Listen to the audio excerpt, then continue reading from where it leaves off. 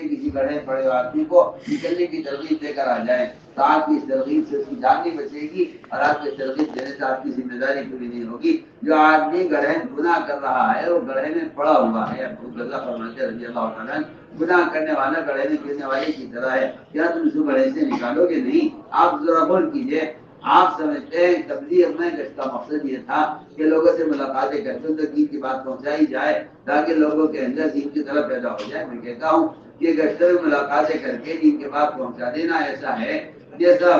کسی گڑھے میں پڑے ہوئے آدمی کو نکلنے کی ترغیب دے کر آ جائے نا، کہ آدمی کسی کنویں میں گر جائے، کسی گڑھے میں گر جائے غلطی سے اور آپ اس کو نکلنے کی ترغیب دے کر آ جائیں۔ میں کہتا ہوں آپ پرچہ لکھ کر گڑھے میں ڈال دیں کہ آپ باہر آ جائیے۔ آپ میں سمجھتا ہوں آپ کی نشر و اشاعت کی حیثیت اس سے زیادہ نہیں ہے کہ آپ لوگوں تک دین کا پیغام لکھ کر پہنچا دیں، کہ آپ کی اس پرچے کی حیثیت اتنی ہے کہ آپ کسی گڑھے میں پرچہ لکھ کر ڈال دیں گڑھے میں پڑے ہوئے آدمی کے لیے، اس میں لکھ دیں کہ آپ باہر آ جائیے، اس سے زیادہ حیثیت نہیں ہے۔ میں کہنا چاہتا ہوں اب معروف نہ منکر قلم سے ادا نہیں ہوتا۔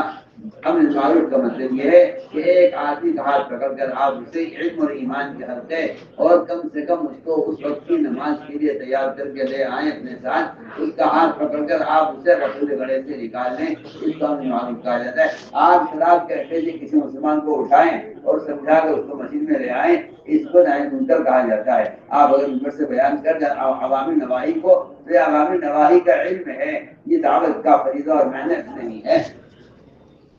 اس لیے کہ حدیث میں صاف فرمایا کہ منکر کو بدلنے کے لیے پہلا درجہ ہاتھ کے استعمال کا ہے، دوسرا درجہ زبان کے استعمال کا ہے اور تیسرا درجہ قلب کے استعمال کا ہے۔ آپ قلم استعمال کر کے آپ نے نہ ہاتھ استعمال کیا، نہ زبان استعمال کی، نہ دل استعمال کیا۔ جبکہ میں عرض کرنا چاہتا ہوں کہ گشت کا اصل مقصد یہ تھا کہ اسی طرح لوگوں کا حق خوشامد کر کے انہیں گناہوں کے ماحول سے نکال کر عمل کے ماحول میں لایا جائے، یہی گشت کا اصل مقصد ہے اور یہی ملاقاتوں کا اصل مقصد ہے۔ آپ غور کریں،